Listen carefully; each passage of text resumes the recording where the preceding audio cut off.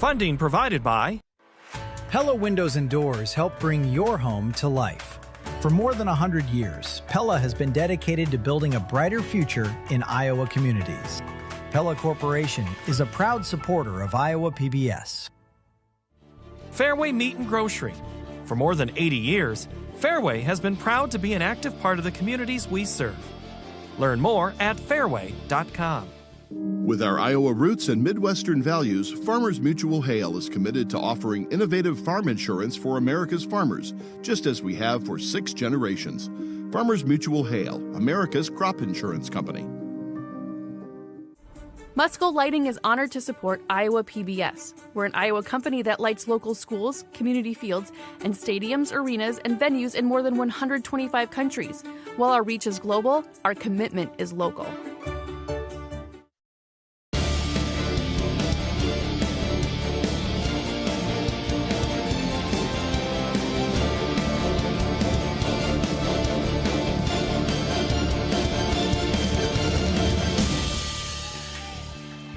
Floyd of Rosedale.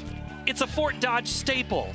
So is something about a mile north, the state championship softball diamonds at Harlan Rogers Park. It's the last day of the 2026 state softball championship. Last night, 2 trophies found new owners, going to Grandview Christian and ADM. Today, 3 more trophies will go home. It's the last day of the 2026 season. It's number 8, the Edgewood-Colesburg Vikings, and the 2-seeded Clarksville Indians doing battle today in this 1A championship. The Indians going for back-to-back here, and let's see how it unfolds as this beautiful afternoon unfolds. Along with Laura Leonard, I'm Paul Yeager. Glad to have you here. We're behind home plate, and Laura, there's been a lot of action on this diamond. Well, all diamonds, 5 diamonds, a whole lot of playing. But one of these 2 teams didn't have to play as much as the other because they took care of business right away. Edco comes into this contest, Laura. They've won 3 in a row. They're looking for 4 now. How do they do it? Well, they just rely on their pitching and their defense and do what they have done to get them to this point. And then for Clarksville, they have played a lot of innings. They have played over 40 innings to get to this point, but they are the defending champ looking to make another one. Clarksville beat North Butler on Monday night, 15 innings. And then they played another one that was 11. It's Edgewood-Colesburg's 5th trip to state. 2 of the last 3 years. They're almost veterans now, and it starts in the circle. It really does, and Rachel Egelsater is one of the best pitchers in the state. She has been locked down so far here in this tournament, and she's getting some help at the plate with Faith Dugan. Oh, she's incredibly fast. We'll talk about her track speed in a little bit. And then for Clarksville, 8th trip to state.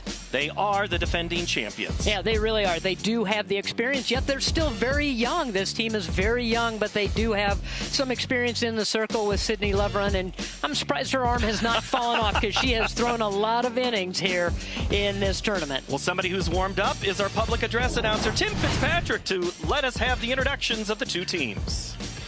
Good afternoon, softball fans, and welcome to Rogers Sports Complex in Channel Field for this 1A championship game between the Vikings of Edgewood-Colesburg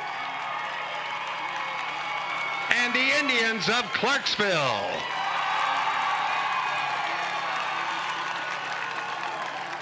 All right, it's time to meet our teams. First of all, for the visitors from Edgewood-Colesburg, here are your non-starters. Number 7, Allie Meyer. Number 9, Jenna Heyman. Number 12, Eden Heeman. Number 17, Macy Bailey. Number 20, Faith Kirby. Number 21, Josie Deers. Number 23, Calissa Reimer. Your assistant coaches, Brooks Egelseter. Now here's your starting lineup for the Vikings of Edgewood-Colesburg. Leading off, playing shortstop, number 8, Faith Dugan. Batting second in left field, number 4, Ava Hofer. Batting third, doing the pitching, number 25, Rachel Egelseter. Cleanup hitter for the Vikings. At catcher, number 6, McKenna Hofer. Batting fifth at first base, number 10, Lauren Kirby. Batting sixth, playing second base, number 11, Eddie Schmelzer. Batting seventh, the designated player, number 5, Chloe Everett. Batting 8th in right field, number 1, Kara Knipper. And batting in the 9th position in center field, number 2, Avery Brown. And your flex player at third base, number 3, Eva Vasky. Head coach for the Vikings, Taylor Huber. And now let's meet the home team from Clarksville. Here are your non-starters. Number 1, Emma Hovingay. Number 4, Lizzie Kramer. Number 5, Ava Johnson. Number 7, Emerson Miller. Number 11, Sophie Guzman. Number 13, Bailey Jordan. Number 15, Paige Kampman. Number 17, Abby Schmidt. Number 22, Peyton Stevens. Number 24, Cabri Lovren. Your assistant coaches, Dylan Edeker and Michaela Holub. And now here's your starting lineup for the Indians of Clarksville. Leading off, doing the catching, number 8, Kate Lodge. Batting second in left field, number 14, Reagan Wedeking. Batting third at shortstop, number 6, Hannah Wangsness. Cleanup hitter for the Indians at first base, number 26, Kara Bolin. Batting fifth, doing the pitching, number 9, Sydney Lovren. Batting sixth in center field, number 23, Brooke Bolin. Batting seventh, the designated player, number 25, Gia Hooger. Batting eighth in right field, number 12, Micah Hall. And batting in the 9th position at third base, number 16, Eve Jordan. And your flex player at second base, number 18, Capri Clark. Head coach for the Indians, Katie Berman. And now, fans, if you please turn your attention to the home plate area. The umpires assigned to this championship contest by the Iowa Girls High School Athletic Union are at first base, Tom Sullivan. At third base, Mike Kerr. And calling the balls and strikes today, Mr. Jason Slater.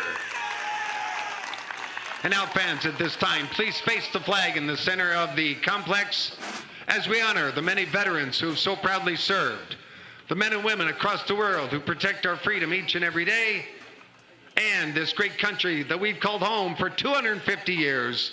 Here is our national anthem.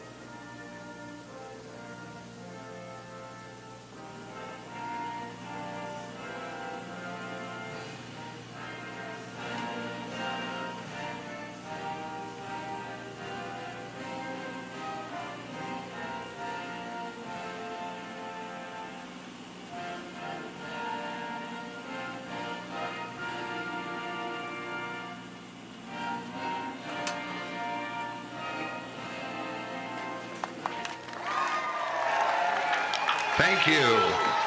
All right, who's ready to win a state championship?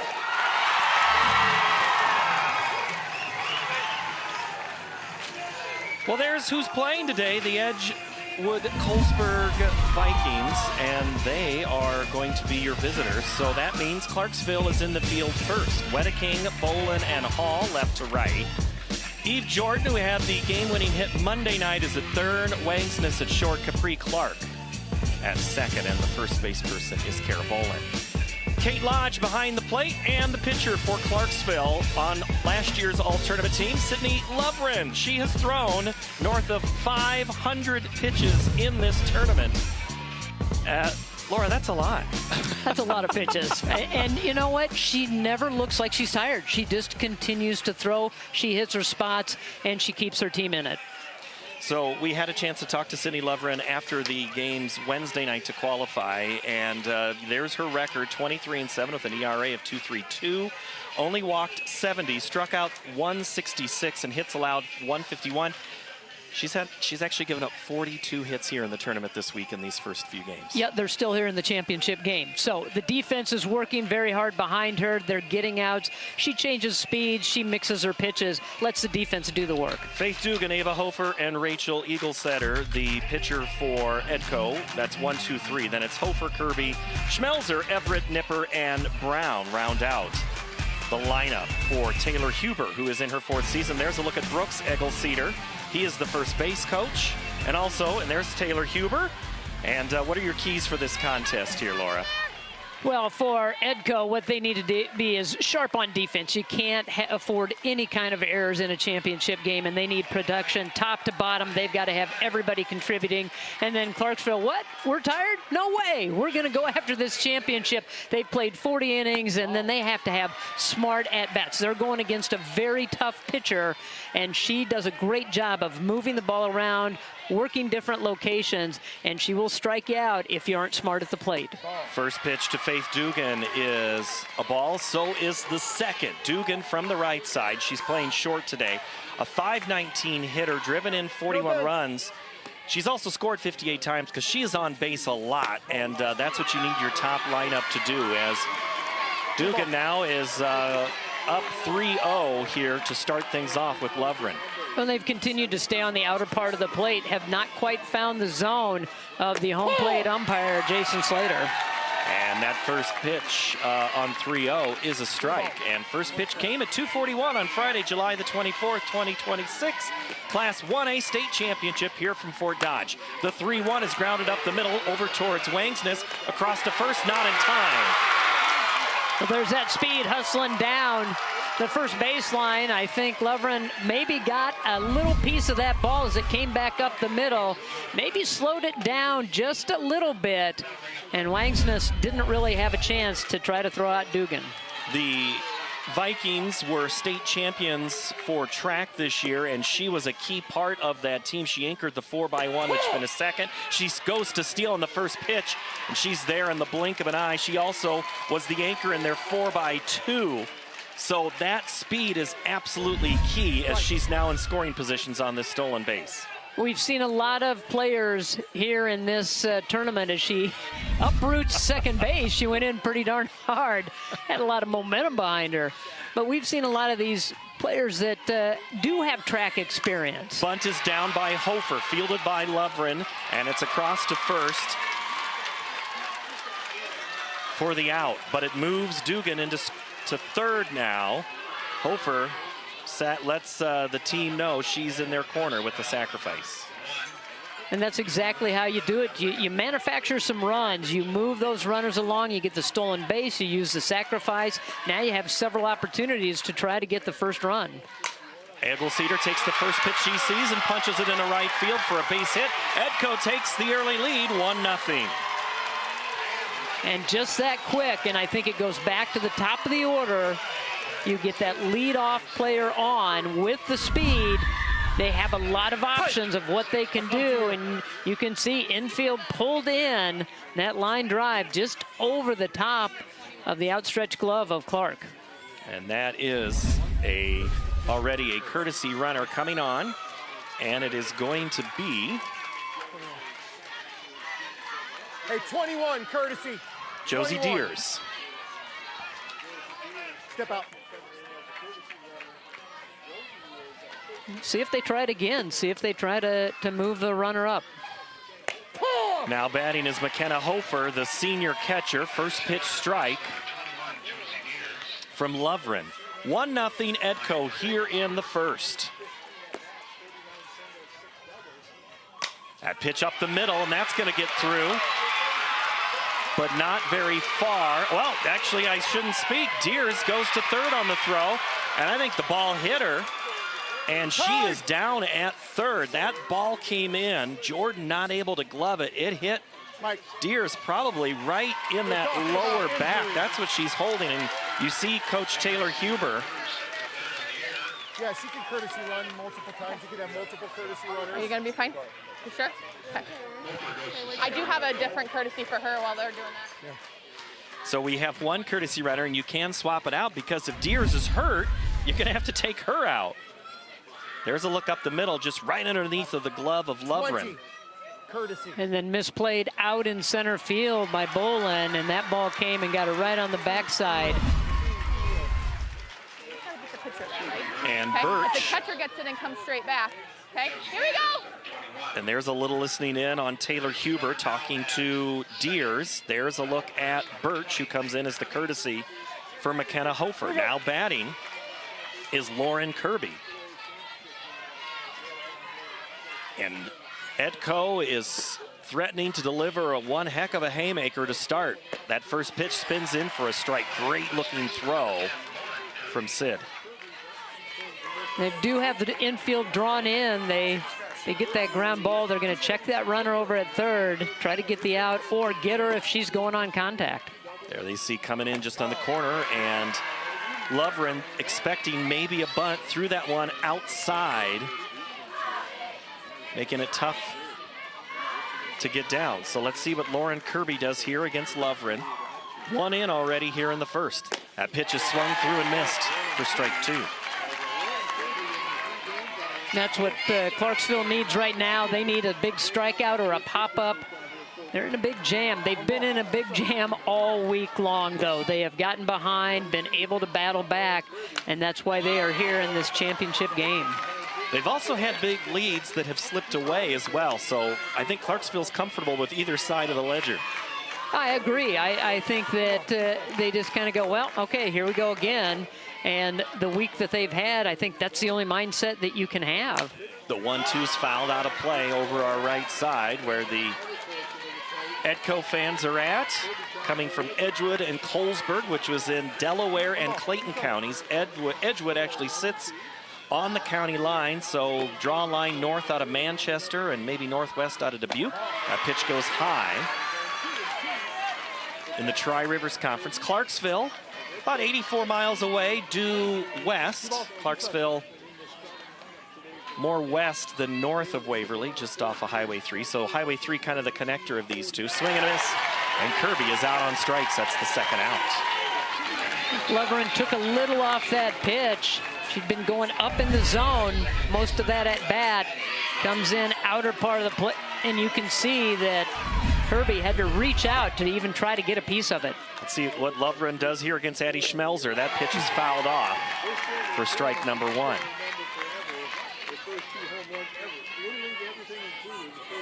You can back up the defense now with 2 out here in this first inning. Schmelzer looks at another one. And this time it's another strike, 0-2 for the sophomore. She's got a little pop in her bat, so if she can go with the pitch, there's a pretty big gap out there in right center field. The 0-2 misses. 3 hits already for the Vikings in gray.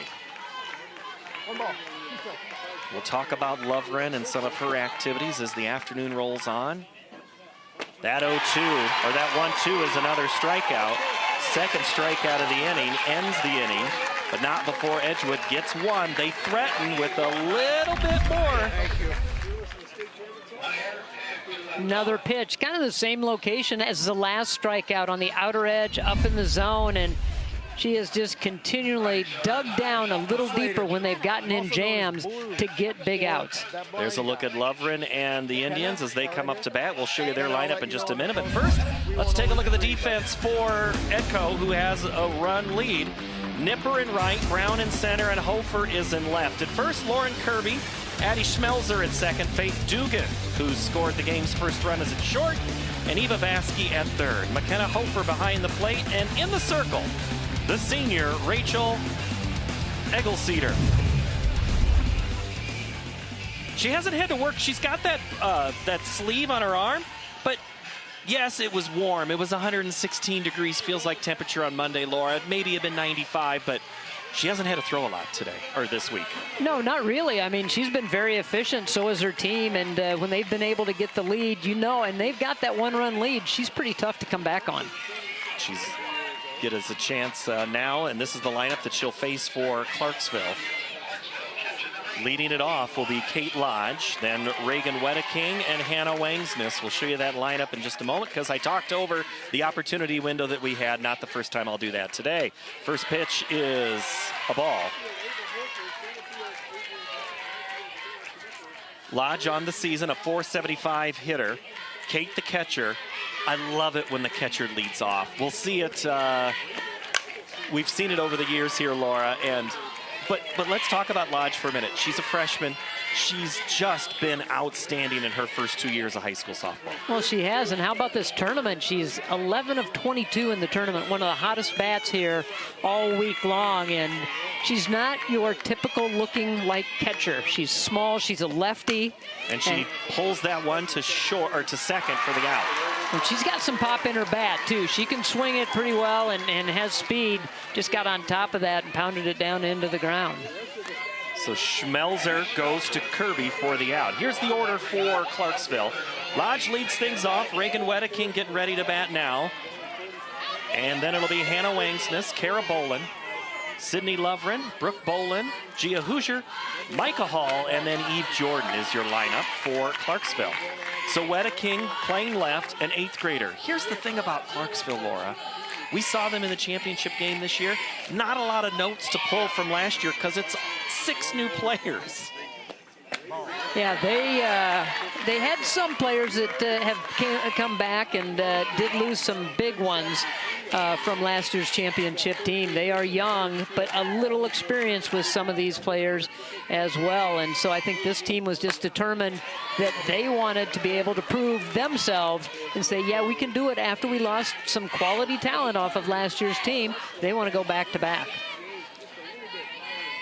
Eggleseder looks at her wrist for the play call. The 2-1 pitch. Change up is lifted foul and out of play towards the concession stand to our right. With Eggleseder, you're going to get all kinds of pitches. I asked her, I said, what do you throw? And she says, I throw them all. I throw them all. I've got a rise, a drop, a curve. I said, what's your best one? She likes her fastball. Her grandpa thinks that her rise ball is the best. I had a chance to stand next to him during one of their games. And that rise ball is hit high into the sky. Hofer comes in from left to make the grab. You and he are best friends now. We are. We spent a lot of time in their game to get to this game where they knocked off Exira, Elkhorn, Kimballton as we take a look at the lineup. Lodge, Wedeking, Wangsness, Bolin, Lovren, Bowen, Hoodger, Hall, and Jordan. Now batting is Hannah Wangsness, the shortstop. That one goes up and in. You know, the opportunity to stand and talk to him was what state softball tournament is all about. I mean, the excitement, and he is just so proud of his granddaughter and what she's done and the things that she's overcome, which I know we will talk about as this game goes on. But we were high-fiving. We were. And he was like, don't move. You got to stay here. You can't do anything different. Oh, yeah, the mojo. Yeah. Don't mess with that. That one goes up and in on Wangsness. And now the count goes 3-0. But, you know, both of these communities, I mean, how much the towns and the surrounding towns have gotten behind both of these teams and have been the huge support for them, where they've provided breakfast for them in the morning before they head up to Fort Dodge. All kinds of things that everybody is pitching in to be a big part of this experience. It is something that we have seen now. I think this is our 13th year of covering the state softball tournament here on Iowa PBS, and I enjoy the conversations. I know you do with the people that we get to meet, and everybody is so excited about their family. It's Kara Bolin you see here in her .409 average with 29 runs batted in.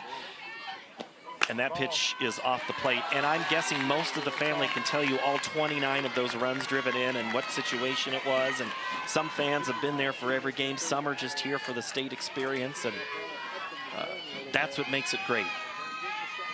It is. It is certainly a big experience. I know it's something that people remember, players remember, fans remember for a very long time. I never participated. We never got here in high school, but boy, did I come up and watch. And you just got to know players and know the teams that were very good. And it was just fun to be able to watch this tournament evolve.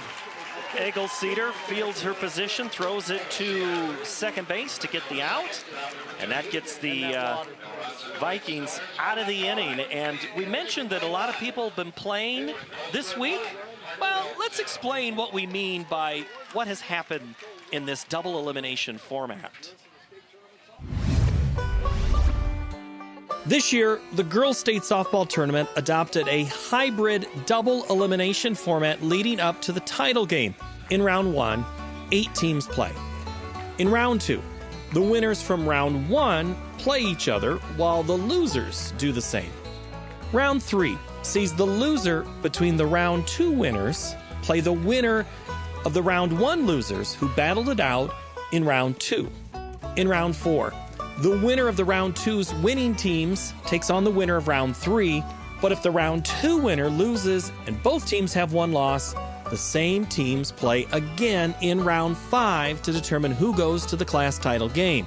However, if they win, round 5 is not necessary, and they automatically advance to the championship, where the winner takes all.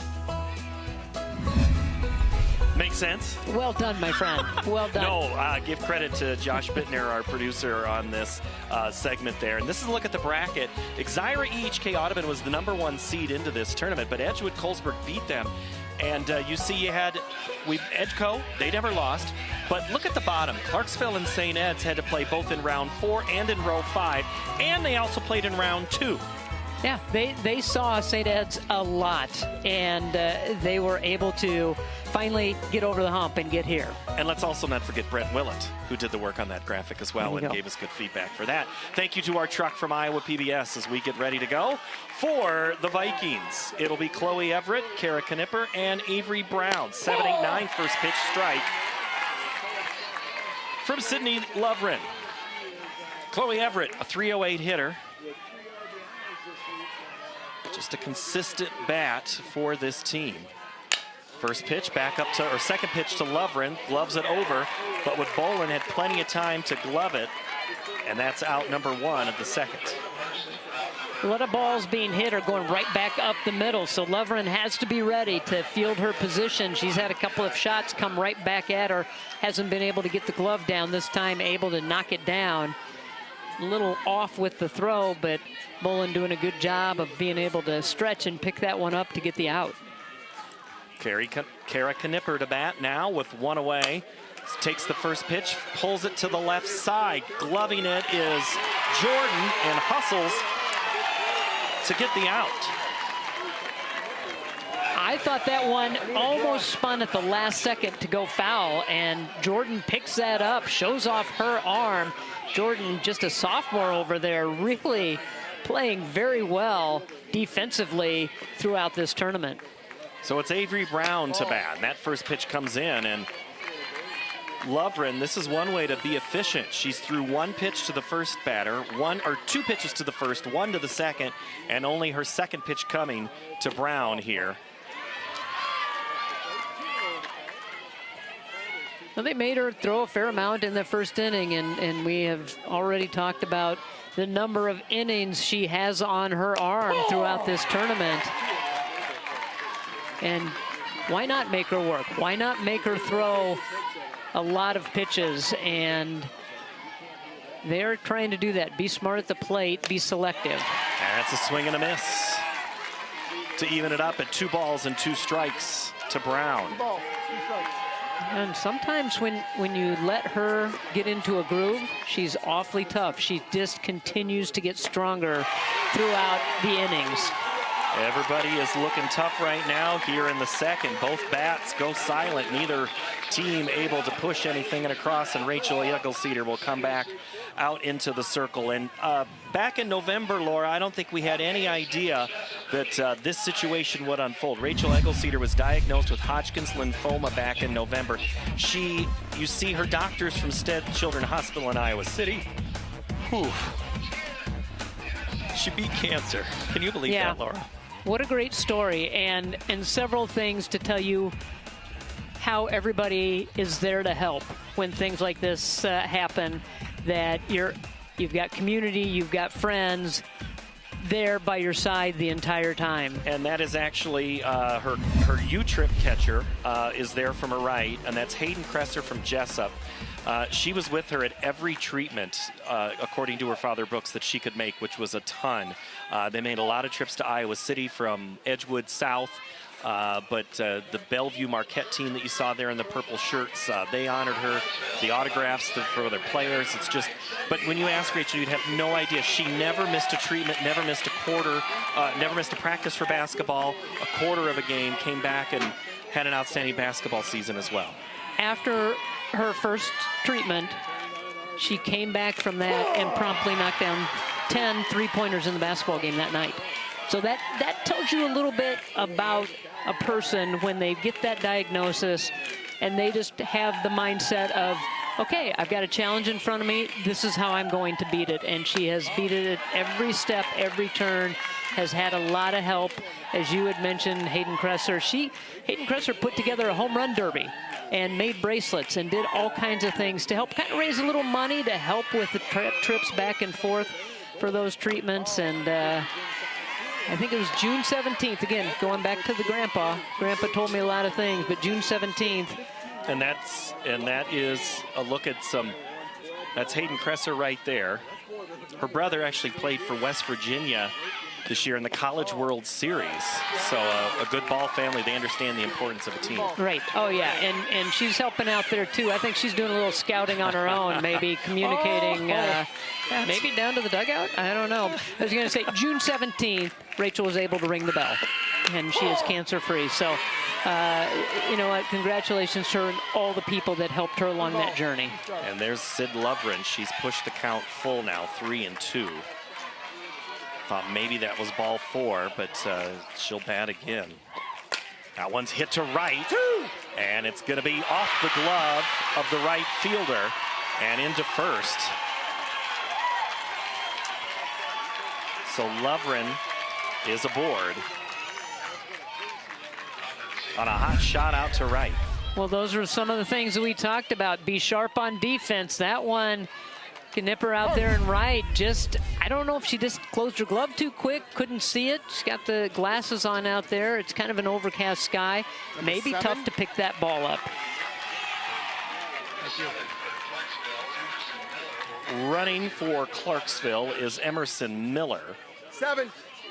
On the courtesy for Sydney Lovren.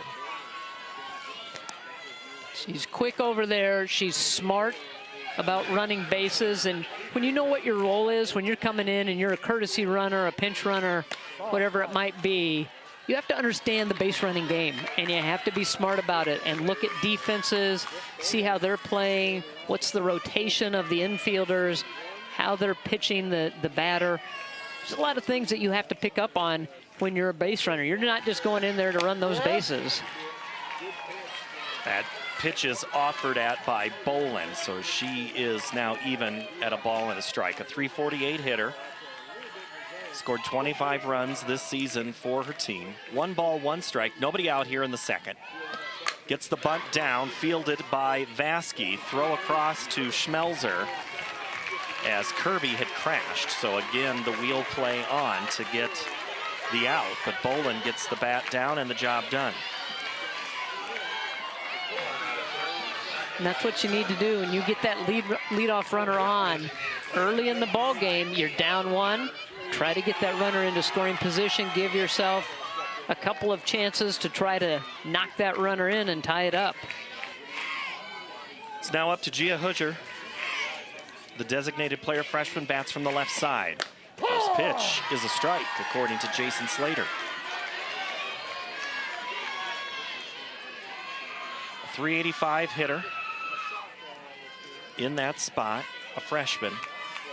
So you have back-to-back freshmen in the lineup, 3 total for Coach Berman's squad. She has 2 8th graders in the lineup as the appeal down to 3rd. No swing. says Mike Kerr. And let's give Tom Sullivan a shout out. He's the first base umpire. Boy, these guys have done a lot of work all week long. So many more games. Hit to left, off the glove of the left fielder. It's going to roll around, and we're going to be tied here. 2 errors have led to Clarksville tying this game. I almost feel like that was a knuckler going out to left field, and Hofer out there thought she had it, and then it just kind of sails over her glove all the way to the wall, and they are able to send that runner in Miller, who gets the first run for Clarksville. So Hoodger gets the job done to drive the run home to tie us up at 1 here in the bottom of the second. It'll be Micah Hall. She shows bunt and offers strike 1. You know, you have a team rattled. They gave up that run, so why not? Why not put that ball in play, make them throw it, make them make that play. They had a couple of miscues out in the outfield on that last hit. Look out, Eve Jordan. As you get a nice little smile from Micah Hall as she Eve is smiling about it. That's why you wear the helmets over there. That's why you pay attention in that on-deck circle, because balls come flying at you. Hall awaits. Hit in the air on the infield, and that is a catch made by Schmelzer for out number 2. Couldn't get on top of that rise ball and just popped it straight up in the air. Speaking of the air, it has gotten cooler here, and all of a sudden the wind has kicked up just a little bit more. It's gusting 11 to 18 at first pitch. You see if you can get something up in the jet stream. That one's high, not going to be easy, as Vasky, 4 feet to the right of the bag, makes it look easy, like I don't know what I'm talking about, and that's okay. However, Clarksville gets a run across in their half of the second to tie it up at 1. Well, we talked about one pitcher. Another one's had a pretty good season as well.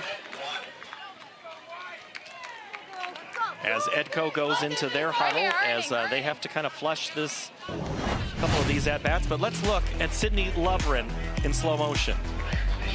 She gets a lot of drive off of that rubber, and you can see the power and how she turns that ball over, trying to get it to spin. And she can, we talked about it, she can change speed, she can move location, she can spin the ball, and just has had an outstanding season. Reached over 500 strikeouts this year, and is continuing to pile those up. You know what else she can do? She can show animals at the Butler County Fair. Yeah, she sure can. She's a 4-H'er, and she showed Pepe. That's her at the Iowa County Spring Thaw. And then you're also going to see Pepe at the Butler County Fair when she was reserve champion with her Shorthorn Plus. She's going to go to the State Fair in the FFA show, and super excited. There's a look at her dad. You talk about family. While you were talking to the Edco families, I was talking to the Clarksville families.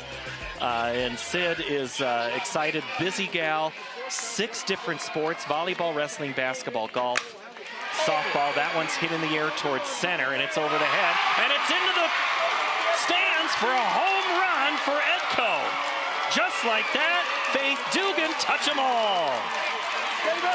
Was able to level off the swing. That ball was up in the zone. That was letter high. She was able to go up and get that and just barreled it up, sent it straight to dead center field to give them that lead back. Huge play right there to set the tone.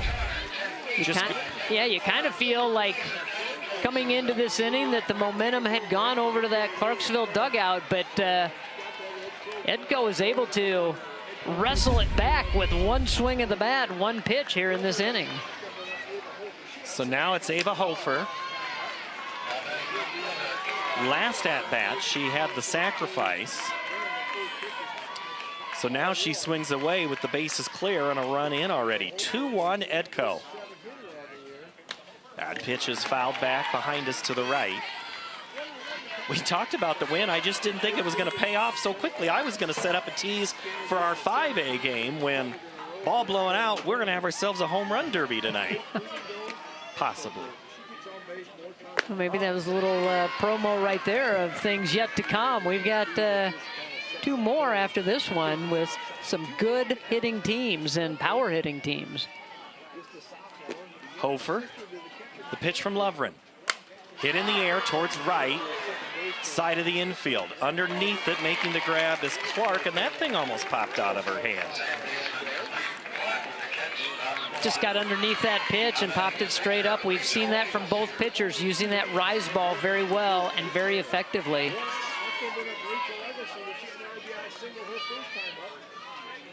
Rachel Eggleseder trying to help herself out here. Takes the first pitch and pulls it to Jordan. Gloves it across at third to first, out number 2.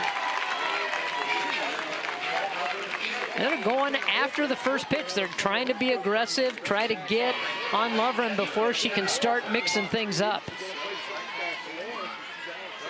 McKenna Hofer, the catcher.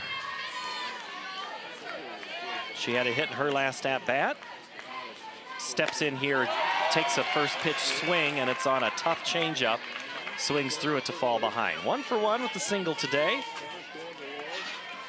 4 hits already for the Vikings. That one's hit in the air towards right. It's heading towards the dugout, and just not enough room for Lodge to chase it down. Kate zings it back. That chest protector's not even big enough for her. You talked about her size earlier, but I don't think she needs it. She's so tough that just watching her, I mean, you think about Monday. I mean, I glossed over it a little bit as a joke. It was 95 degrees Monday. Felt like 115, 118 for a time.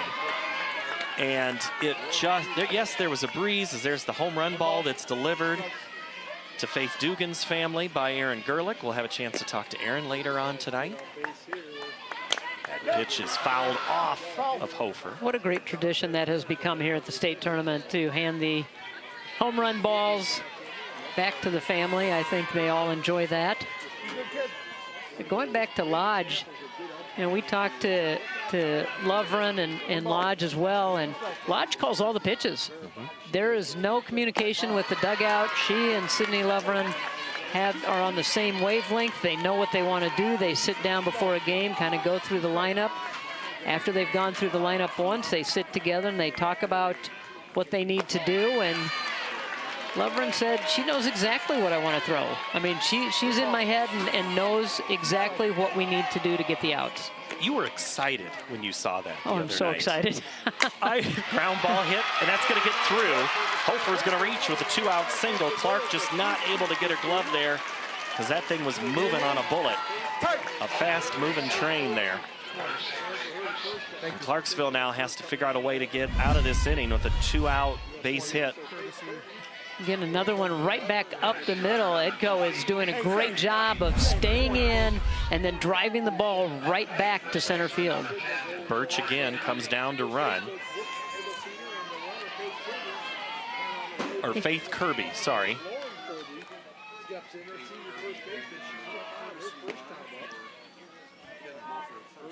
Yeah, I get excited when I see a catcher calls their own game. Sorry, so yeah, let me finish that. So Laura and I were sitting at the, we were watching game 3 of the 3-game series between Fort Dodge St. Ed's and Clarksville on Wednesday night, and the 0-1. You look to me and you go, and Kirby's going to scoot down to second on the pass ball, and you're like, I think Kate's not calling, I think she's not looking at anybody and calling her own pitches.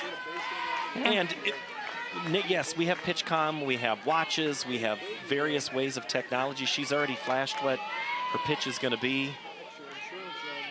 And I think, and she's young. Think about that. I mean, sometimes they let some of the older players, the seniors that have maybe had a tandem that have played together for a long time, and sometimes coaches will say, all right, you guys know what you need to do. But she's young and really understands the game so well and understands what they need to do to get out of an inning, what pitch to call, and she has just done a masterful job throughout this tournament, throughout her career. You mean like a good old drop? Vikings push one across with a home run by Dugan. our normal game is that it takes us one time through the batting lineup, and we're all the way through. Okay, so we've all seen her. No more pop-ups. Okay, the spin is making us pop it up. Okay, so hit it in front of the plate, get on top of the ball. Let's do it. Let's go. Well, there's a back look at Love Rinna. She was listening to Coach Berman, but here we're now going to see Rachel Eggleseder in slow motion.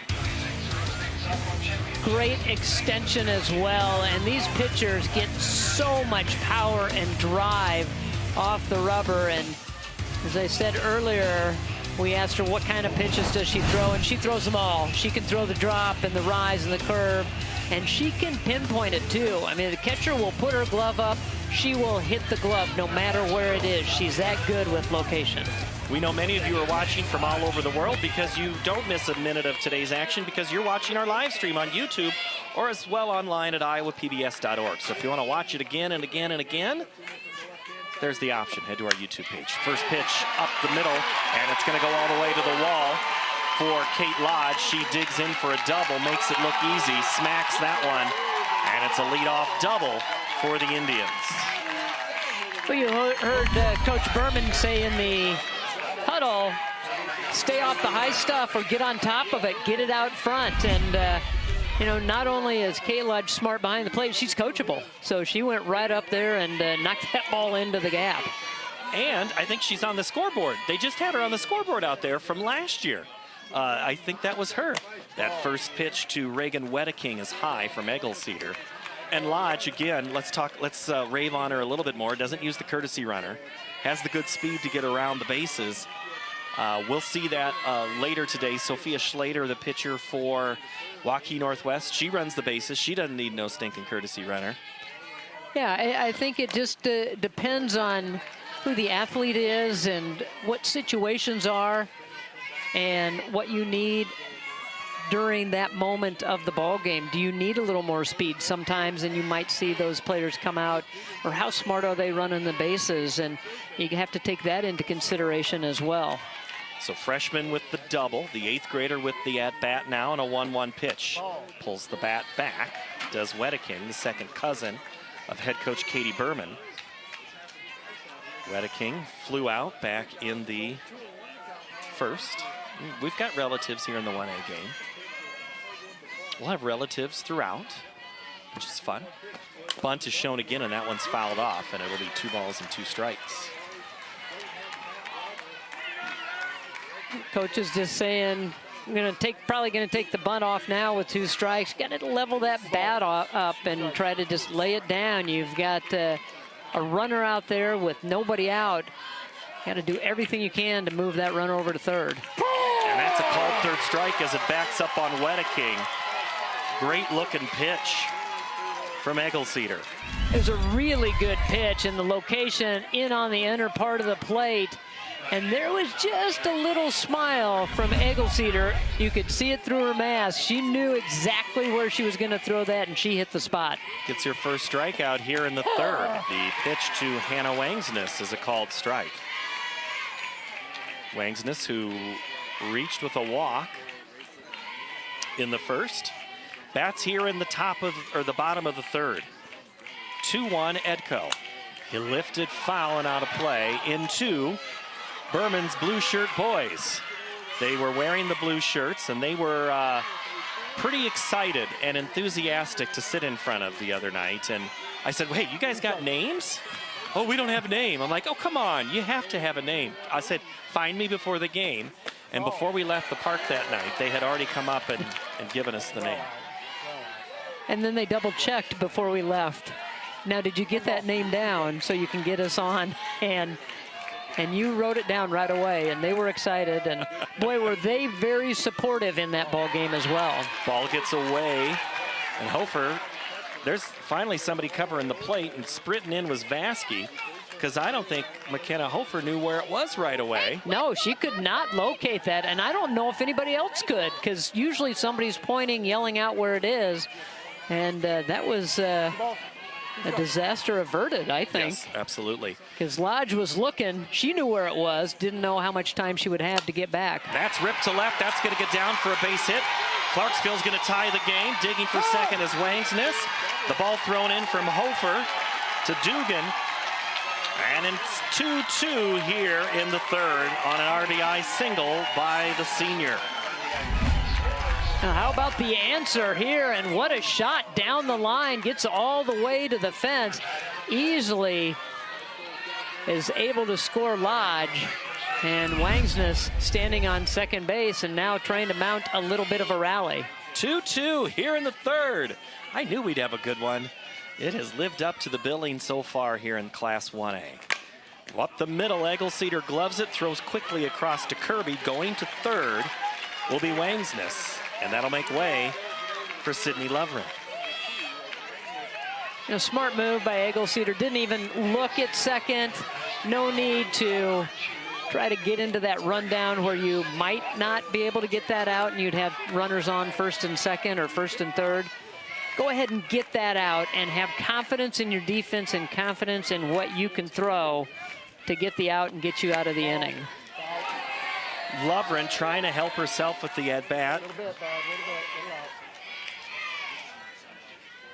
Lovren reached on the air, then her courtesy runner position scored. Trying to find an open spot here. Tied at 2 and the go-ahead run at third. 2 balls and no strikes as Lovren is ahead in the account, which is similar to her first at-bat, where she thought she had earned the walk and then she swung the bat again and reached the base with an error. So it works out. It's the that's the softball gods. Yeah, coming into this ball game, 5 for 16 in the tournament. Getting some quality hits at clutch times. She was just recently named all-district team.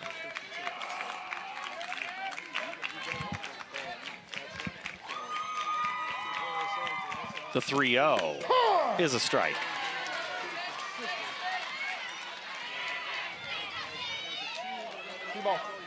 Now Eggleseder has to dig down here.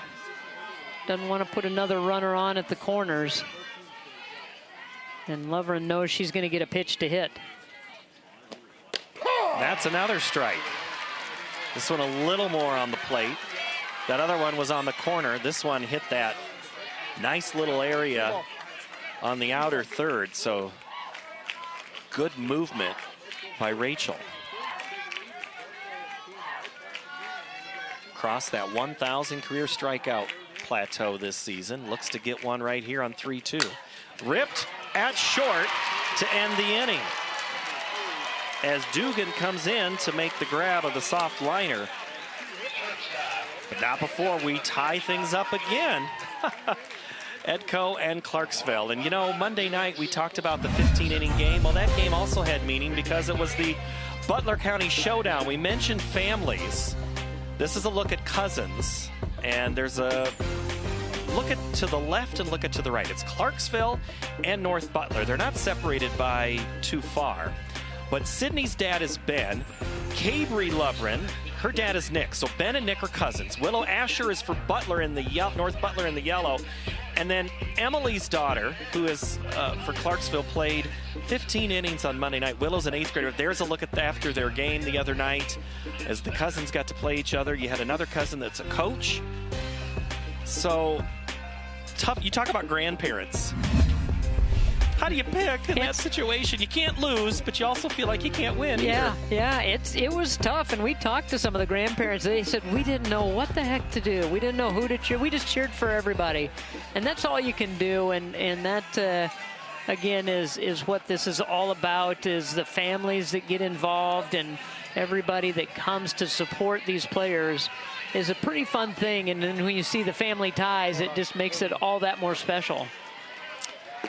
We move to the top of the 4th. Addie Schmelzer, Chloe Everett, and Kara Knipper due up for Edco. Schmelzer 0 for 1. Each team has put a run together when they've scored. Nobody's scored in bunches yet. That pitch is lifted around first, and it's going to drift towards second. And Capri Clark is going to squeeze it for out number 1. Bolin was looking up, gonna camp underneath that one, and then Clark called her off, and she gave way. Clark certainly had the better angle to be able to pull that one in. That'll make way for Chloe Everett, the designated player, in a 2-2 game here in the fourth. The pitch, again, first pitch swinging, headed towards foul territory. Next to impossible over-the-shoulder catch by Bolin attempted. That one was, the degree of difficulty there was a 10. Or more. That one was a tough one because you're running away from the play. You're trying to figure out how close am I to the fence, trying to keep track of that one coming over your shoulder. And these hitters continue to hit the ball over that way. They're a little slow. They need to get out in front. They've been going right back up the middle. Need to get that timing back down to make that contact and get the barrel on the ball. Are these, the shirts of these two teams, are they fluorescent? You saw the I don't know, are those peach maybe? Or salmon? And then that aqua. You saw those shirts stand by when we just did the cutaway to the foul ball. Their fans are easy to spot. They are. When I got here, look there at those was a shirts. whole line of those shirts lined up to get into the ballpark. Oh, you know what? There could be a special fan that was lined up. Yeah. We'll tell you about that here in a little bit, about how there might be a very significant fan that came through. The 2-2 is chopped foul to the left side. Chloe Everett 1 for 3, or what? She's 0 for 1 with a ground out to the pitcher. In baseball score, softball scoring, that's 1-3. And she's doing a good job of battling, fouling off pitches. And that one again, lifted foul and out of play. And that's all you can do. You just have to continue to work and see if you can find that pitch that you can drive and try to find a gap. That one is hit up the middle, and that's going to get through. And a one-out single for Chloe Everett. And that's a quality at bat there. She worked and worked very hard with that at bat, fouled things off, and then again, right back up the middle. And that's kind of where they've been living all game long, is right back to center field. And there will be a runner for, that'll be the flex, will run for the DP. So that's Eva Vasky. Flex. Flex. In the flex. Lifting of the flex. There's a look at Vasky, who's playing third base today. And then Everett's the designated player. There's a look at the Edco dugout. Vasky, another one of those track runners. And she's off on the first pitch. Throw down. There was a good one from Lodge, but great speed by Vasky. I think she's out. I think she left too quick.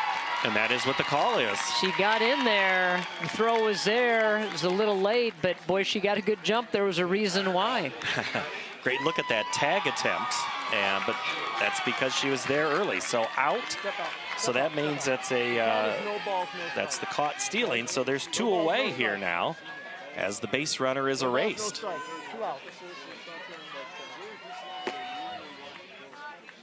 For Kara Knipper, first pitch is a strike. You know, those are the little things that as a coach you kind of go, oh, we just can't make those kinds of mistakes in a game like this. You have the speed on the base paths, and they're going, when they do get those runners on, they're going to gamble. They're going to go after and try to take as many bases as they can. At times, just a little too over-anxious by Vasky. Got out ahead of Lovren before she let go of that pitch.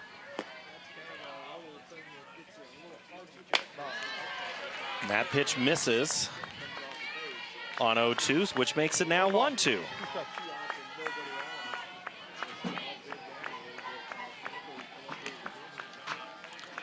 The 1-2 is popped up on the infield.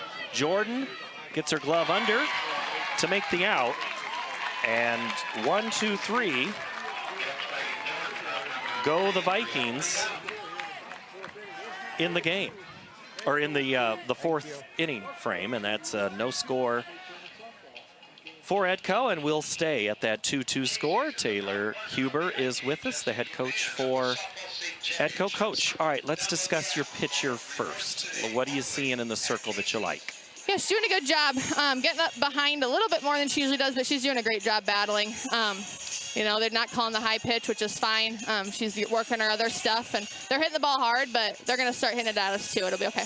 You know, Coach, at the plate, your players seem to be right on it. Everything is right back up the middle. Is there something that you saw with Leverin that you were able to attack?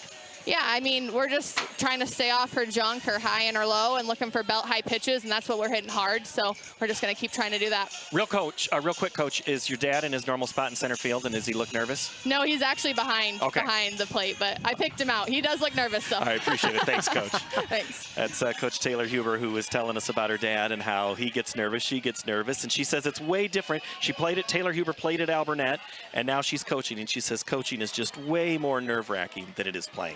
Oh, it always is, I think. And I've coached a little, not a lot, but certainly there's a lot more of emotion, and you have to make all the decisions. As a player, you just play. Follow us on Facebook and X and use the hashtag IowaPBSSports to enjoy high school sports with other fans, as you can always stay connected with Iowa PBS no matter where you're at. So if you're watching on the beach somewhere as you're getting ready to start your no contact week, dead week, maybe you're watching from the lake somewhere, give us a shout out online. Brooke Boland, Gia Hudger, and Micah Hall due up for Clarksville in their half of the fourth in a 2-2 game. And that pitch is fouled off by Boland, who had a sacrifice bunt in her first at-bat back in the second inning. As we're moving along here, as a lot of first pitch hits or swings and trying to put things in play. So Laura, you kind of talked about the aggression, and do you see that one is chopped foul? Do you see that is something that teams will do early, middle, or late in a game in a state championship? You know, I think it depends on the situation, and I think early on, I think if you want to get ahead of what the pitcher, you don't want the pitcher to get ahead of you. So you try to go after that first pitch. If they get that first strike, then they kind of have the advantage because they can move the ball around the zone. And I think there's just certain times, momentum-wise, you kind of have to read the game and figure out how you want to attack each at-bat. Boland waits here on the pitch, the 1-2 from Eggleseder. That one's right back at Rachel, who throws over to first to Kirby. Again, another ground ball up the middle out. A lot of hits, Laura, have been going up the middle today. Some into center field, some being stopped by the pitcher. Both sides. And both sides. And both of these teams do such a great job of scouting one another and scouting teams that they're going to play. And as you're standing in that on-deck circle, you try to pick up a few things and figure out what you're going to do in your at-bat. But defensively, these pitchers have done a nice job of trying to clog up that middle as the ball's going right back towards center field. Eggleseder's done a great job. She's very quick with that glove, always ready to pounce on something that's coming her way. Eggleseder looks at her left. That one is hit back to her for out number 2.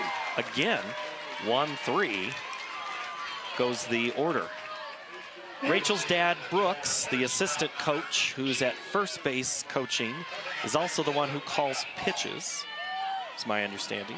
Yeah. And how many times, Laura, over the years have we discussed with coaches about where's that conversation between parent and coach? And I think it's a little different when it's a pitcher involved and you're the one calling. Yeah, I think you probably talk about it all the time. If you're at home, and I'm guessing that they probably look, okay, who's our next opponent and what are we going to do? Look at this lineup. This hitter's hitting this, and she's got doubles, and she's a home run hitter. How are we going to pitch her? And I think those conversations in that scenario, if your dad is calling the pitches and you're the pitcher, I think you're going to have those conversations a lot more than if you're a position player. Hall punches the 0-2 in the left field for a base hit. That one was to the outside part of the plate, and Hall just took it where it was for a 2-out single. You're right, just a great piece of hitting there. It was a good location on that pitch, but Hall able to make that adjustment, go down and get it, and dump it the opposite field. So Eve Jordan bats from the right side, and that pitch is up and out. Ball number 1. There's a look at Brooks. Boy, that guy loves doing the game of softball. And he's calling out the pitch right there. You could see the lips. That one's hit high in the air to left. It's heading back, over, up, and out. 2-run homer for Clarksville. It's their first lead of the game. Again, a ball that was down in the zone. And Jordan made that adjustment to go after that one and drive it. Jordan was the hero in game 1 against North Butler with a walk-off single. Right now, she's the GOAT for the Indians on this one that just kept going. Here we go. Home run. And bottom part of the order, too, producing. And that's what you need to have. You've got to have everybody contributing top to bottom. We talked about that for Edco, that they needed to have that kind of production top to bottom. Clarksville is starting to get that. So Eggleseder now pitches from the bottom side, 4-2, and she faces the ever-tough Kate Lodge.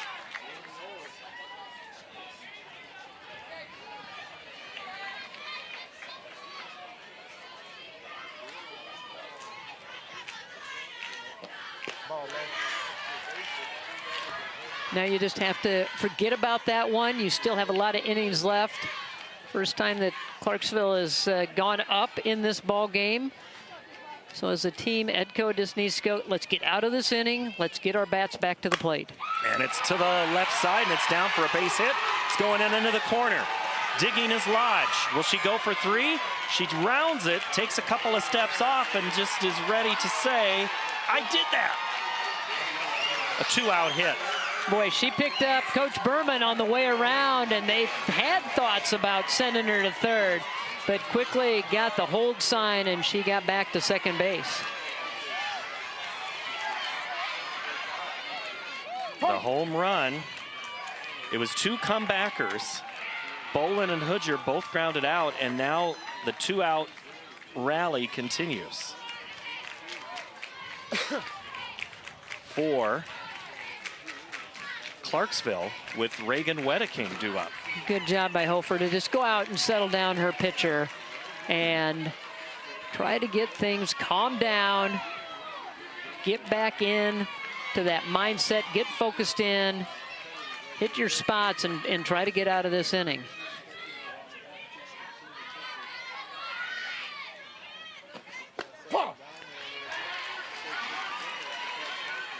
Wedeking takes a first pitch strike.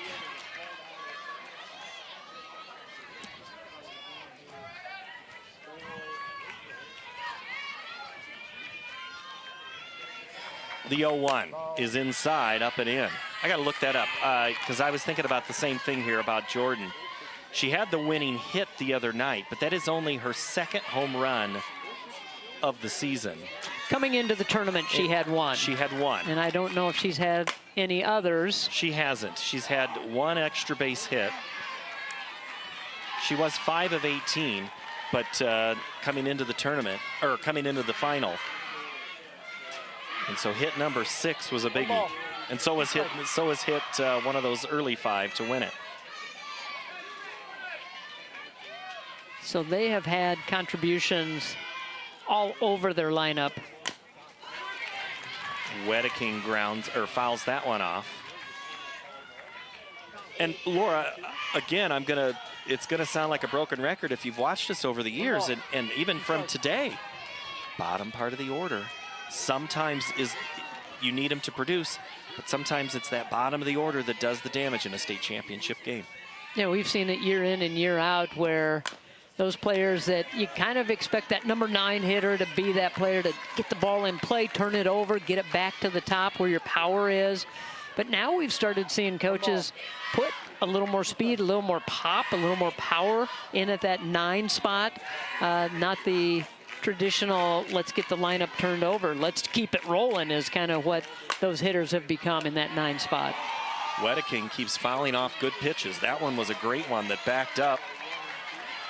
And Wedeking able to get new life here as Lodge retreats back to second.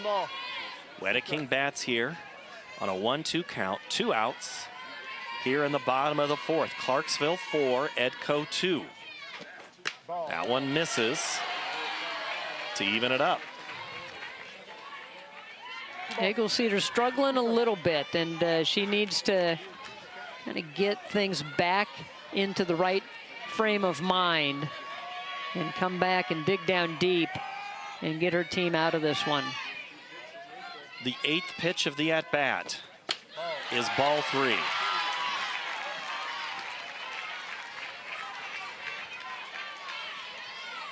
Three balls, 2 strikes.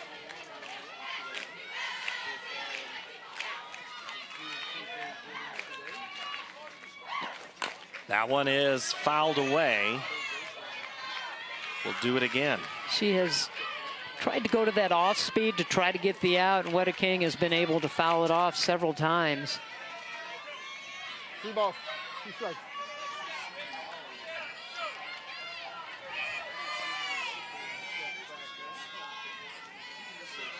Continually look to that dugout to try to find the right pitch.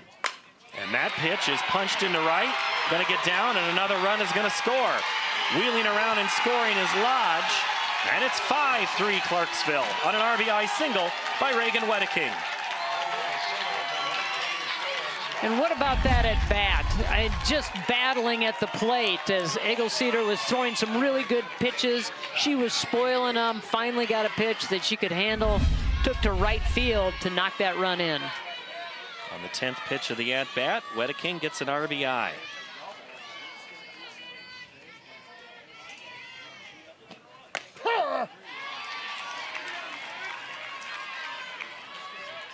I didn't think I'd get into this so early in our day, Laura, but I'm going to ask this anyway.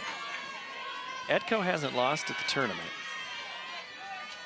Clarksville has. Clarksville has looked up. That's up the middle, off Eggleseder's glove. Feeling it, and Vasky's throw to Kirby gets away. Going down to third is Wedeking, and Wangsness reaches on an error. You know, this one was a tough one, coming back up the middle, just out of the reach of Eggleseder, and then it made it a tough throw for Vasky coming across. She had to rush that throw, and it goes under the glove of Kirby, and this is a great time for Coach to come out and take a timeout. Coach Huber needs to come out and settle her team down right now. They have kind of gotten into that little bit of a funk where you just don't feel like anything that you do is any good. We have 1st and 3rd here. Okay, let's just go hard. Let's just go hard back to Rachel, 1st and 3rd. Okay, and then we're just going to go attack this batter. Okay, we can right here. Get back in the dugout. Let's go. The 4-hitter. Outs on 3. 1, 2, 3, out. Let's get back into the dugout. It's so simple. Oh, it is. It is simple when you're talking about it, but you know what? Words like that from a coach, calming presence in the circle, knowing that her team can get out of this jam, get back into the dugout, get up to the plate and start hitting again. Also have to know in the back of their mind that, and you had mentioned it earlier, that Clarksville has had big innings and they have been able to allow a team to come back. And there's a little bit of a rundown. It was a delay, it was a short throw, and I think that's what the play was. And then there was a little bit of a hot box between 1st and 2nd. And then when that runner wasn't going to get out, Edco pulled it over to 3rd, but getting back was Wedeking. So now it's 2nd and 3rd with 2 outs. That's a swing and a miss. So Wangsness goes down to 2nd, Wedeking at 3rd. The batter is Carabolin.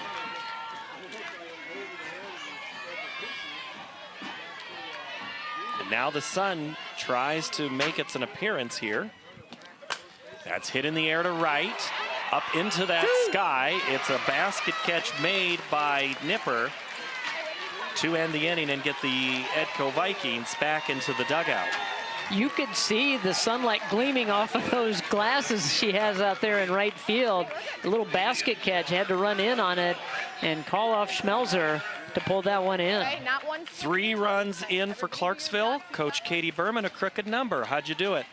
Oh, I mean, this has been the name of our game all season and all this tournament is they like to play close games, and now we need to do our job on defense. Now, we're surprised that Sydney Leveren's arm has not fallen off yet this tournament. And how do you think she's doing? She seems to be working through it okay. She's really tough, but it's her senior year, and she said we're going to have to drag her out of here, so that's the plan. All right, Coach, thank you so very much. Thank you. Katie Berman in her 12th season with Clarksville. They won the championship last year in the game against Wayne. That was the last game of the 2026 or 2025 season. And this year, they are playing in the first game on the last day, and our 5A game will be our nightcap tonight with Ankeny Centennial and Waukee Northwest. And our second game coming up is a rematch of last year's 3A championship with Wahlert Catholic of Dubuque and Williamsburg, as Williamsburg goes for their 4th in a row state championship. Here, Clarksville gets an out in the 5th in their quest to go back-to-back on a simple Wangsness to Bolin play. Now Brown doing what she needed to do in that 9 spot, just try to get herself on in a little slap bunt, but it was right at Wangsness as they had the infield playing in, so she was able to field that on the short hop. That was a tough play, but it's what you have to do if you're Edco right now. Put it in play, make them work, make them make the play, see if you can start a rally of your own. Faith Dugan's one way to do it. She had a home run in the 3rd. She big swings it and fouls it off to the right. Dugan, we talked about her speed, but also she was in the sprint med with Vasky, which set a record even though they finished 2nd. So if it wouldn't have been the first place, even at 2nd, they broke the existing record. So Edco had a good day at Drake Stadium back in May and turned the page to the next sport. Softball had already started when state track had been going on, as the season has moved up just a little bit here this season. I think we get a lot of players from a lot of teams that have that dual sport where they're running track and then practicing there, then running over to the softball diamond, getting a few swings in and practicing there, doing a little double duty until track season gets done. We'll have another track champion to talk about in the Williamsburg Wahlert game. Well, you have to believe she's going to go here. I think you're right. Let's see what the first pitch is. They show bunt. They don't get it down. Dugan down to 2nd. She is going to be in there safe with a stolen base. So a walk is as good as a double. And Hofer had showed bunt, but I'm guessing they weren't going to, she was not going to bunt that at all. Just a distraction out there to try to wave that bat in front of Lodge and maybe throw that throw off just a little bit. She got it down there in pretty good time, but too quick. Ground ball over to Jordan. Throws across the diamond. Dugan goes to 3rd. Throw from Bolin across to Wangsness. Not in time. So Dugan is on 3rd with 2 outs here in the 5th.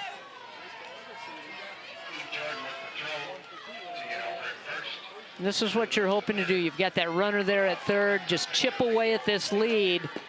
Try to find a gap. Eggleseder swings at it. Gloved again by Jordan. So the walk is stranded at 3rd as Edco leaves a runner on in their half of the 5th. It keeps our score at 5-2. And it's time to stretch here at Harlan Rogers, Mr. Fitzpatrick. And join with me in singing "Take Me Out to the Ball Game." If you can't sing, just kind of sway a little bit. You'll be fine. All right. Let me hear you.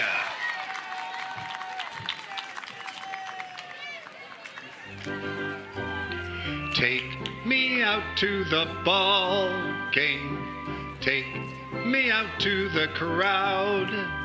Buy me some peanuts and Cracker Jack. I don't care if I ever get back, for it's root for the. If they don't win, it's a shame, for it's 3 strikes, you're out at the old ball game.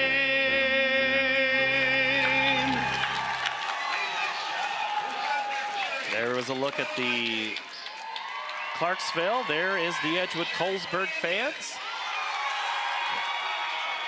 cheering along here as we go to the bottom of the 5th. 5-2 our score. Leading things off for Clarksville is their pitcher, Sydney Lovren.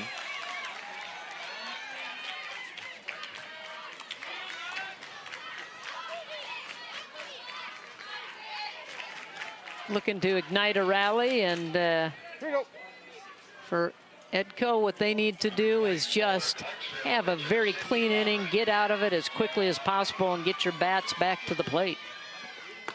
Pitch backs up into the strike zone. 2-6-2 for Edco, 5-7-1 for Clarksville. Clarksville had late leads in a couple of games, got away from them, and rallied to win both of those contests. And it was a team effort. You look in that 15-inning game on Monday, as Lovren 0 for 2 today. 7, 8 at-bats for some of those Indians players. I mean, that's a whole tournament for some players. Yeah. They did it in one game. They had to come back in the bottom of the 7th, the bottom of the 8th, the bottom of the 14th, and then the bottom of the 15th to win it. So they were down and all but out, and they just had the ability to continue to string hits together and match the score and be able to move it to the next inning. That one's fouled back into the screen. So I'll finish my point from earlier. Knowing Clarksville has had that adversity and overcoming late leads, even overcoming a loss to get here, Edco has only known the winning side in this new format. But I don't know if that's at play as much as this is a state championship game as well. Or is that a combo platter, Laura?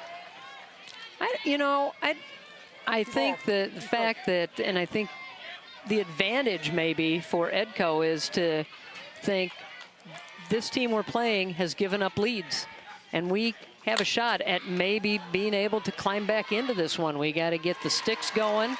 We can't give up any more runs. We've seen them give up leads, gone to extra innings, and so that, I think, is an advantage for them. But I think the experience for Clarksville that they've had throughout this tournament and even last year is helpful for them right now. Lovren grounds out to Dugan, who throws across to Kirby for out number 1 to make way for Brooke Bolin, center fielder.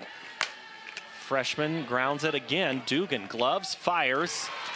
Both speed on the diamond at short and down the base pass. Bolin there in a hurry for out number 2. And a good job by Dugan, concentration-wise. She charged that one. Vasquez was coming over to try to cut it off. Couldn't quite get there. Dugan continued to charge that ball and gloved it very smoothly and got that second out. Gia Hooger, another freshman in the lineup. Hits the first pitch to left, and that is going to be caught by Hofer in left for out number 3. Great on the run play. And that keeps the Indians at bay there in the 5th. As we see Edco go to their huddle, Coach Huber pretty excited there.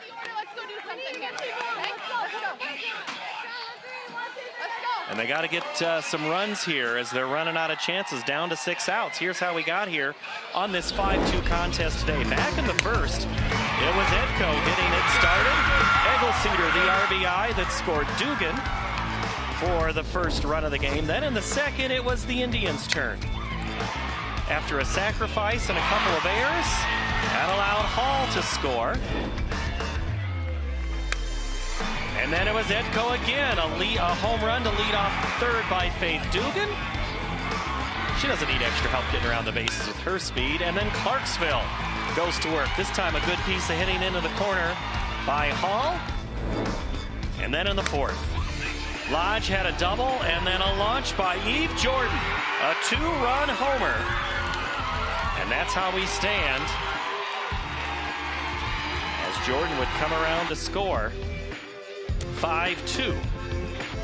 Crooked number in the fourth. And Clarksville 6 outs away from repeating in 1A. Sydney Lovren goes back to work. 500 plus pitches in this tournament. She'll face Hofer, Kirby, and Schmelzer for Edco. Coach Huber saying stay off that rise ball. Get it down into your zone. Don't go after bad pitches. That one's fouled back. Hofer 4 of 11 entering today.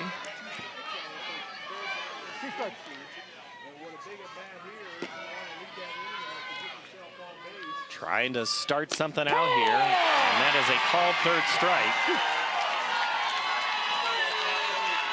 What great location on that pitch, and Hofer flinched, wanted to go after it, try to foul it off, just couldn't do it. Check the swing. You're gonna get right there at the upper part of that zone. Gets the call for the strikeout. 5th strikeout of the game for Lovren. So it hits the net right above us.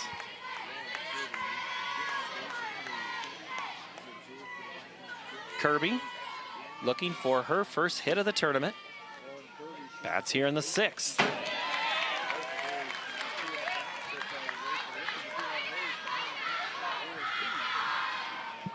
Gotten ahead in the count with both hitters here in this inning.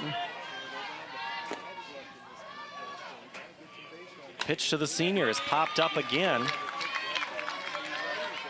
We've got seating up above us, so they watch that ball go foul.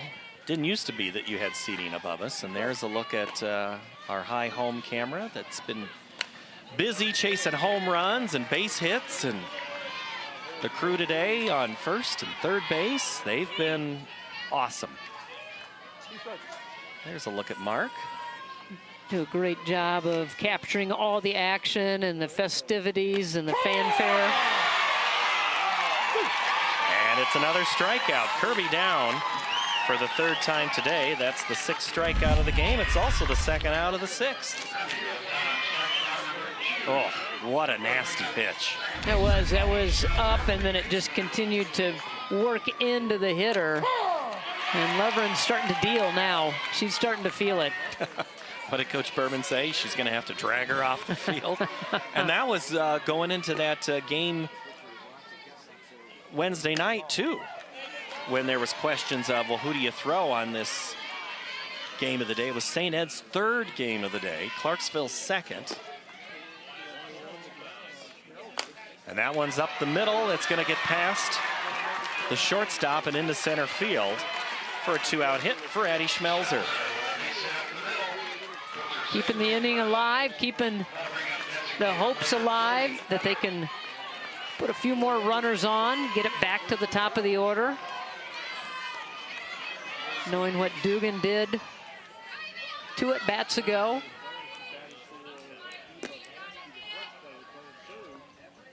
And that one's hit to short, or to second. And it's a ground out. Clark to Bolin.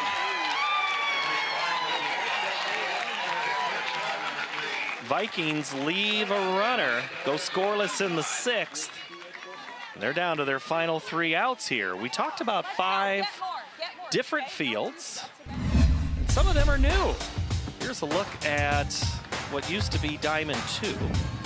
And if you look over to the east here on Tuesday, there was a new press box, new concession stand, and a new place for guys named Kenny to walk in and out. And Kenny was able to fly. We're across the road, by the way, from the Fort Dodge Airport. He was able to head up into the sky and get some images from up above. There's a look at the diamonds. You have the view from the south. The new fields are on the right.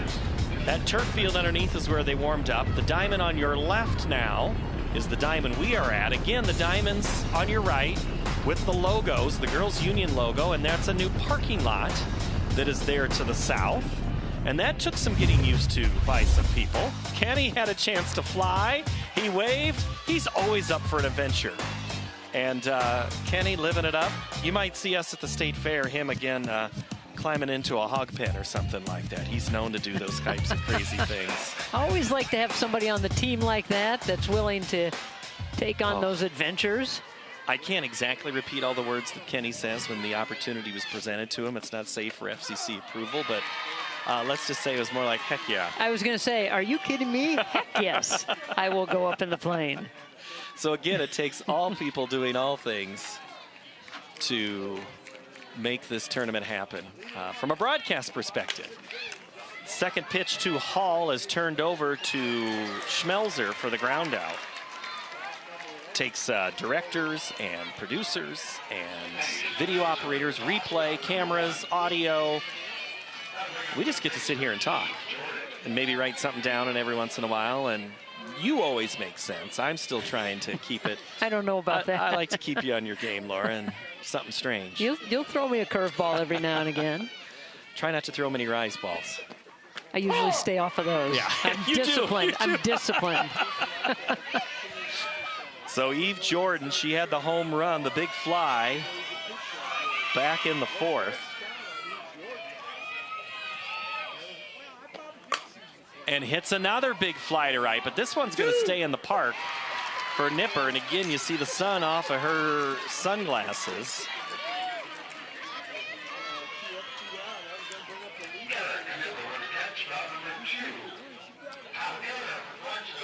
They're going to make it a clean inning here if they can. 1, 2, 3. Then give themselves their shot in the top of the seventh. It's a good looking shades. You got to play them when you're looking into the sun here. That first pitch is fouled towards the sun off to the west by Kate Lodge, who doesn't miss often when she swings the bat. She hasn't missed much in this tournament. We talked about coming in this ball game 11 of 22. Added 2 more hits, both doubles. Oof. Eggleseder's pitch goes right up. Thank goodness for Hofer catching that one. That was right in my eye line. Eggleseder looks to the left. She'll head to Kirkwood. And that one does get Lodge up and in. And on base for the third time today after 2 doubles. It's a hit by pitch. Right there in the helmet. And she certainly is no worse for the wear. Just kind of popped right back up. And, you know, sometimes in the cartoons you see those birds kind of chirping around your head. But was it? She seems to be okay. Was she the one that took the... No, it was the St. Ed's player that had a shot, the catcher that took one in that game the other night. Oh, yeah. Yes. Yeah, and there were definitely... Because the first base person for St. Ed's came in. And, are you all right? And she was smiling and laughing. And the umpire took their time to give her the catcher an opportunity to catch their breath. I always like that when they do that. As Wedeking takes that pitch just out of the reach of Eggleseder, quickly shoving over to Dugan as Schmelzer's ground ball defense. Hey, Laura, we are 3 outs away from a possible state championship here as Edco. They are down to their final 3 outs. But it is not the final action of sports this season here on Iowa PBS. Yes, it's the end of the 25-26 sports year for the kids that graduated, but we'll be back with volleyball on Thursday, November 5th for all 5 championships. Then football back at the Dome, November 19 and 20. Girls wrestling in 27. Boys wrestling on February 20th. Girls basketball and boys basketball. Girls will be at the Casey Center. The boys, Laura, new venue on March 12th. Hilton Coliseum. Yeah, big move for the boys to head up to Ames and play in Hilton Coliseum. And girls still staying pat at the Casey Center. And you want to support us in all of our activities to continue to bring this live, free sport, it's going to take your help. So scan that QR code and make a gift to Friends of Iowa PBS. It allows us to do these high school sports championships while we educate, inform, enrich, and inspire Iowans every day. Thank you for watching, and also thank you even more for supporting Iowa PBS and standing with public television. Please consider making that gift right now. You can also call 800-728-2828. And here's the thing, if you're watching that on replay, that number, that QR code works at any time. It's not just on Friday afternoons. Yeah, scan it often. Yes. Give early, give often. Early and often. Nipper Brown Dugan, 891 for Edco. Nipper first pitch swings through and misses. And Nipper comes to bat here in the top of the 7th. That's a ground ball to short. Wangsness across the diamond for out number 1. Solid contact, but Wangsness showing the range, able to slide over, get there quickly, charge that ball to get the out. And we're going to have a pinch hitter. Calissa Reimer, the freshman's going to get a chance to swing the bat here as a pinch hitter. So Coach Huber trying to pull a new batter opportunity against Lovren. First pitch is fouled back into the screen. Clarksville. There's a look at Reimer, 250 hitter on the season. Sometimes you gotta play a hunch, go to the bench, go to a hitter that has had success for you all season long, giving her an opportunity to try to make something happen. Trying to be on base when Dugan comes aboard in the top of the lineup. The 0-2 misses. Lovren. What did you ask at the end of that game Wednesday night? Does she have another gear? Yeah. And knows how to dig deep? She knows how to dig deep, and she's doing it. She did it the last inning. She's digging deep here in this inning as well. Sydney wrestled and played basketball. Yeah, we asked her about that. How did you manage that? They're the same season. And she said, oh, wasn't that big of a deal. Popped up. Lovren calls everybody off, but instead, it's the shortstop, Wangsmith. That's the senior coming through there who says, I want that. She yelled the loudest to get everybody out of the way. Kind of had to go into the crowd and jump up to pull that one in because Lovren thought she had it the entire way. And then I think the wind maybe pushed it a little bit. So thank goodness for Wangsness to call everybody off for Clarksville and able to bring that one in. It's up to Faith Dugan with 2 outs. Up the middle base hit. Faith not ready to give up. Gets away from Bolin, but not enough to allow Dugan to go any further. And Dugan lines an awesome hit right up the middle with 2 outs. Boy, she has been so good all tournament long, so good all game long as well. You have to believe that they're going to send her. Why not? Let's listen in. Your run doesn't really matter. We need 3 runs, okay? So you just keep that line moving. Let's take the first pitch, okay? Make sure she's dialed in and getting your strikes, okay? You can. Keep that line moving, hit it hard, I believe. Okay, let's go. Okay, then otherwise, okay, you're going hard on the hit. Okay, if you can get 3, but otherwise, make sure we're safe. Okay, let's go. You can get there on a pass, Molly. Taylor Huber played high school ball at Albernet, college ball at Co. in Cedar Rapids. First head coaching job here. Her uncle is now her boss, the superintendent in the district, the Osterhouses, and if you watch any of our basketball coverage, you've seen her uncle be one of the state championship basketball officials. The pitch is taken by Ava Hofer with Rachel Eggleseder on deck, trying to move that line along. Eggleseder represents the tying run, but it's with 2 outs here. Lovren's pitch is a strike. Clarksville had leads, came from behind, We're down to their last strike, both ways. Let's see what they do here with 2 outs. Popped up foul, and now Edco down to their last strike. Yeah. Coach Huber just saying, just relax, take a deep breath, battle up there like you would battle any other time during the season.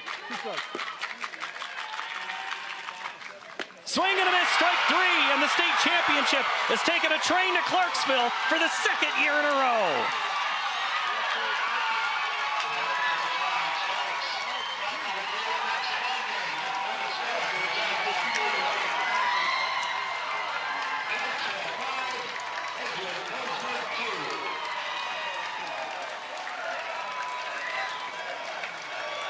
And I'll tell you what, I don't think it's going to be the last train to Clarksville either, because they're young, and they could be back here again next year.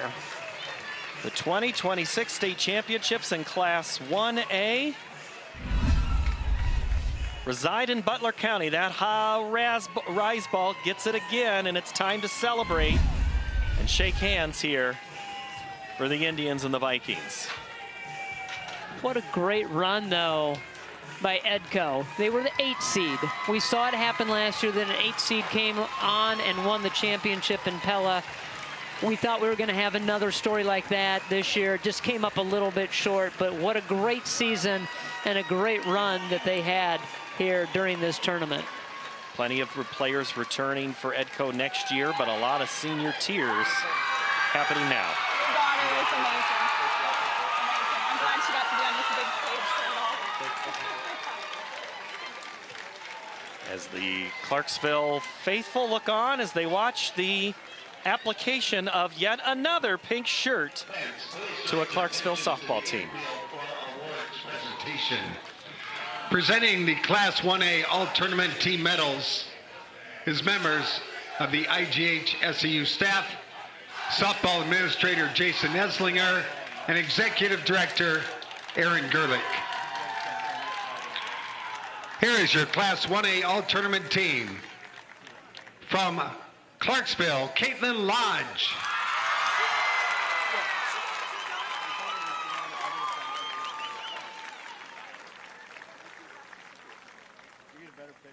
From Edgewood-Colesburg, Faith Dugan.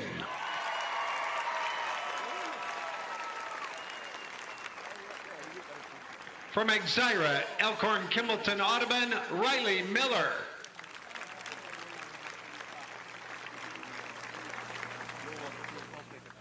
From Southeast Warren, Lexi Clendenin.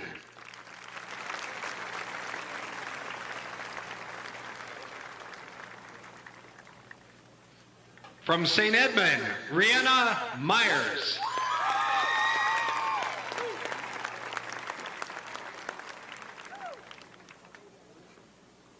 From St. Edmund, Faith Sherburne.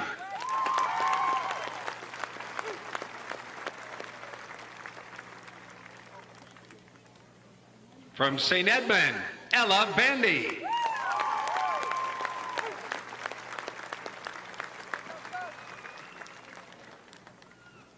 From Edgewood-Colesburg, Addie Schmelzer.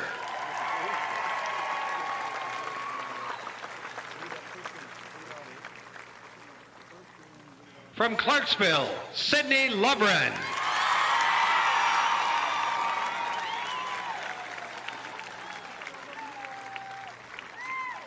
From Edgewood-Colesburg, Rachel Eggleseder.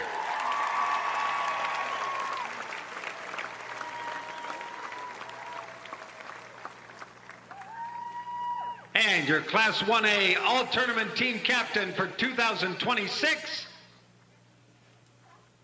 from Clarksville, third baseman Eve Jordan.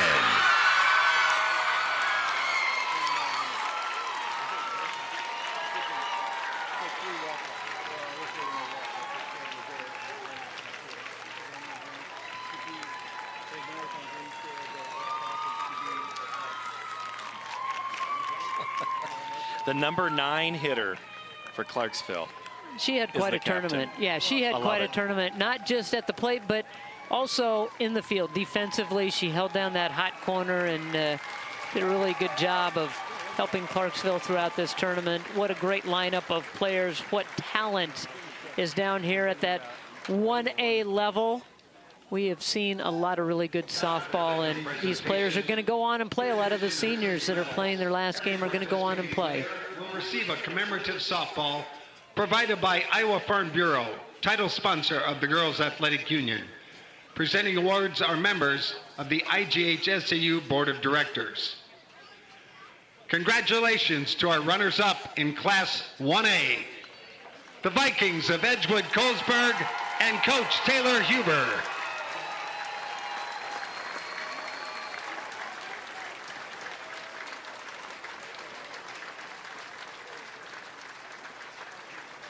And your 2026 Class 1A State Softball Champions, the Indians of Clarksville, head coach Katie Berman.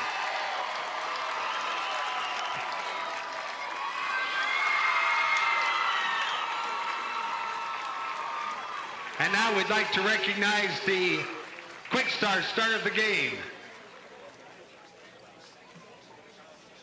And that today is from Clarksville, the catcher, Kate Lodge. Her outstanding performance earns her the honor of completing the Class 1A bracket. Thanks to Quick Star for their support of the IGHSAU. How's that for veteran move? They send the seniors to get the trophy, then meet the team. Before I let you go, I got to let you know that Sydney's grandma Judy was behind us, and I had missed it. She was pacing and she was nervous. No reason to be nervous now. Her and the rest of the Clarksville fans can celebrate. Boy, they have backed this team all season long and had a fun team to watch. Knew that they had a chance to repeat. They were able to prove it here on the field. It was kind of an up and down tournament. It was a crazy tournament for them, but they were able to come out on top. Great season for both of them. Thank you so very much, Laura Leonard, and the rest of the crew here at Iowa PBS. So Clarksville goes back-to-back. They take out Edgewood-Colesburg 5-2 for our first of 3 state championships, back with 3A here on Iowa PBS. So long for So Right Now.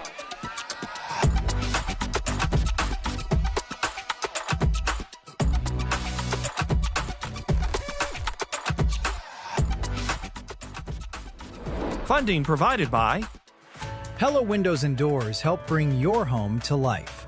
For more than 100 years, Pella has been dedicated to building a brighter future in Iowa communities. Pella Corporation is a proud supporter of Iowa PBS. Fareway Meat and Grocery. For more than 80 years, Fareway has been proud to be an active part of the communities we serve. Learn more at fareway.com.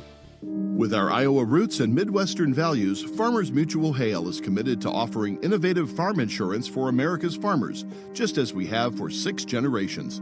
Farmers Mutual Hail, America's crop insurance company. Musco Lighting is honored to support Iowa PBS. We're an Iowa company that lights local schools, community fields, and stadiums, arenas, and venues in more than 125 countries. While our reach is global, our commitment is local.